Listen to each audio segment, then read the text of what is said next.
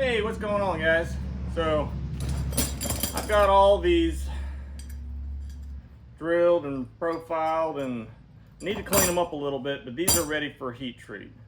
I got some new stuff I want to try with this heat treating, but honestly I have not even looked at the directions for it, so I need to do that. So I'm interested to try that out.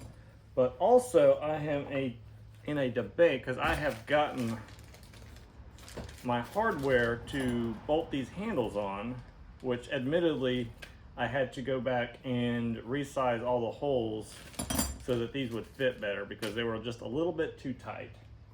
But the dilemma that I have, and I would like your opinions on, so please leave me a comment on what you think would be the best approach of this, because I am trying to make a more production line models. A few of them, we'll see which ones they are, but I have an assortment of materials that I think would be fantastic for these handles, but I am trying to keep it at a price point that is more approachable and, well, let's just say the more higher materials that I get, the price will go up. So that's what I'm trying to do. So I guess my biggest question is, why I'm rambling, is should I approach it in the facts of maybe one or two, possibly three colors, where we have maybe a black or, you know, a brown, kind of a tan, and maybe like a green or something? Or should I just go with all these crazy, you know, maple burl and ironwood and maybe some black and white?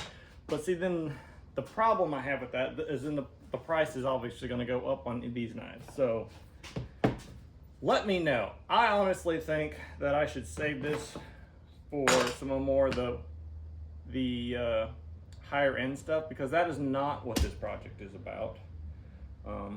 So I think they need something more simplistic. But I would love to hear your opinion on it. So leave me a comment, let me know. But I am going to need to clean all these up, and so that I can read the directions on this and see how I'm actually supposed to apply this before I do heat treat. So let me do that. Okay, so after looking at the directions for this, it seems pretty straightforward.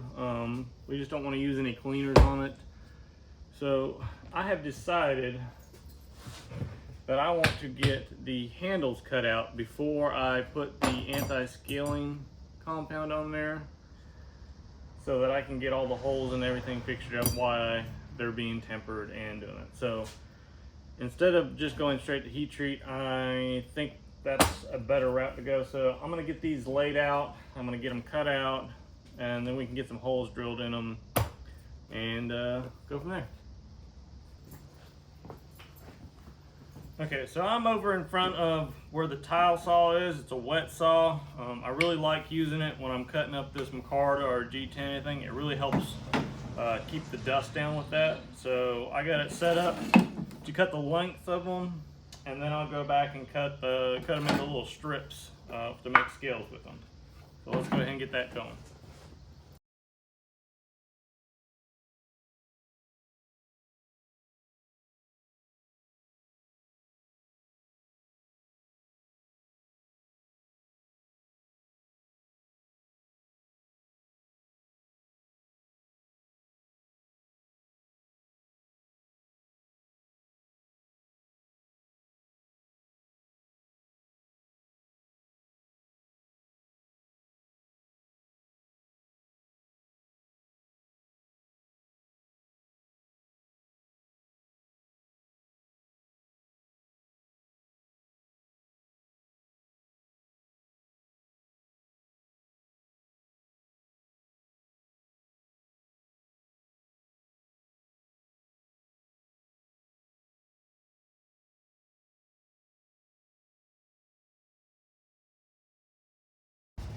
Alright guys, so I got a stack of handles now that I'm going to match up on all these and drill holes, and it's going to be a little bit tricky, I will say, because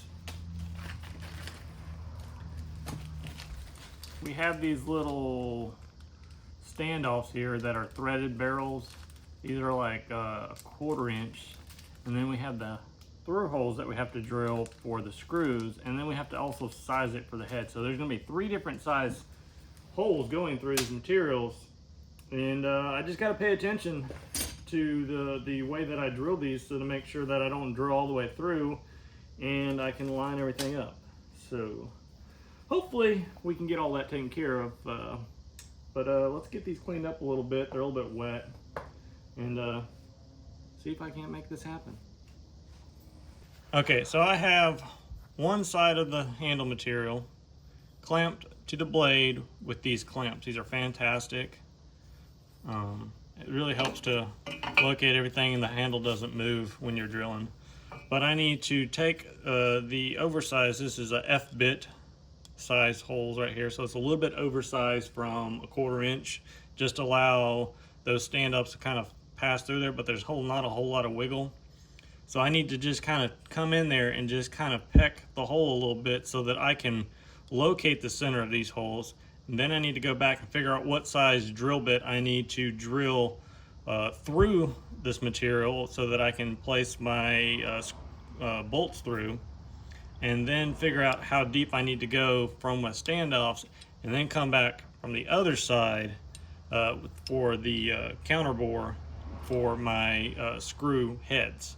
So that's a lot. It's going to take a little bit of time, but hopefully we take a little bit of time, a little patience, and we can I can get through this pretty easy. So let me change the bits and we'll get drilling.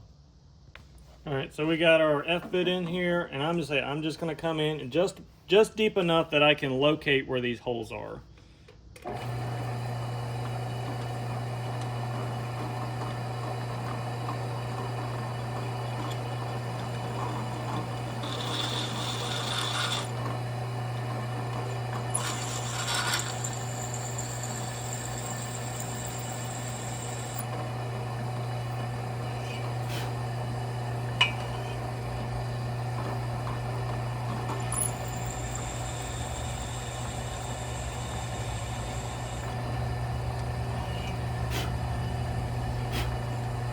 Alright, see, we got this little mark in there, and that's what I want. So that when I change my bits, I have something for my bit to actually grab into. But honestly, I might go just a little bit deeper, just to make sure I got a good start. That looks plenty there. Yeah. So I'm going to hit this other one real quick, and then I'm going to change bits out.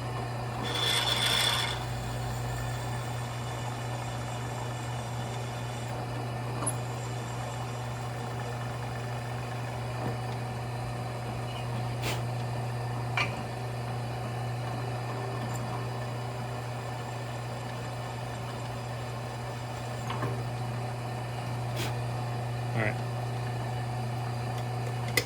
So now I got 2 little marks there to locate where my bit needs to go. So I need to figure out what size drill bit I need to do to allow for clearance for these.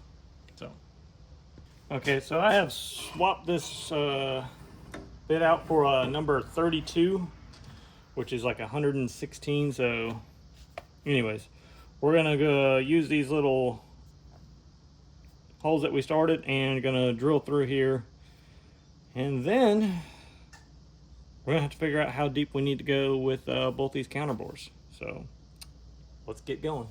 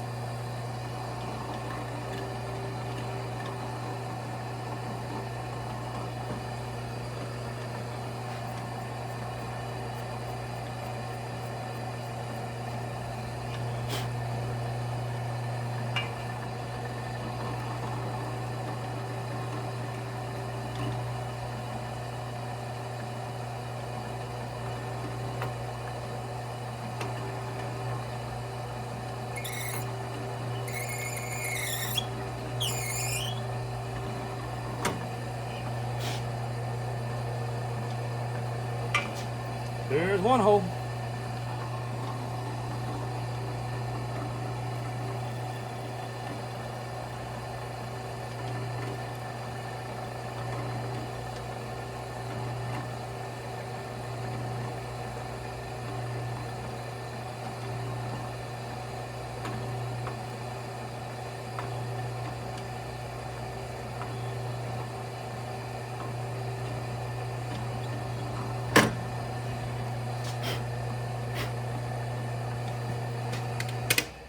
All right, so there's my clearance holes for my screws.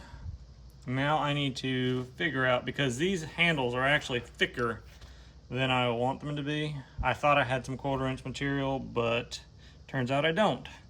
So these are going to be resized to 1/4 inch, and so I need to calculate my distance that the offsets are going to actually protrude from each side, drill it a little bit oversized, and then figure out how deep my counter bore for my actual screw head needs to be. So let's go do some math.